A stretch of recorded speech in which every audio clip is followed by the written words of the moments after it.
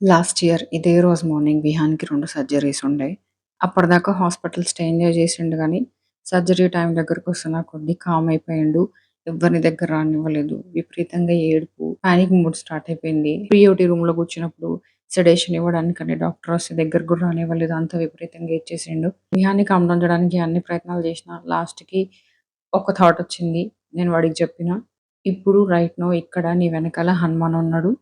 మనకు కనిపిస్తలేడంతే. కానీ నీతోటే ఉన్నాడు. నీ వెనకాలే ఉన్నాడు. నీతో పాటు ఓటీలోకి గూడా వస్తాడు. నీ సర్జరీస్ చూస్తాడు. నువ్వు సేఫ్ ఉంటావు. నీకేం గాదు. భయపడొద్దు" అని చెప్పిన. నేను విహాన్‌కి చెప్పిన, ఎగ్జాంపుల్‌గా నేను నీకొక ఎడిట్ జేసి చూపిస్తా.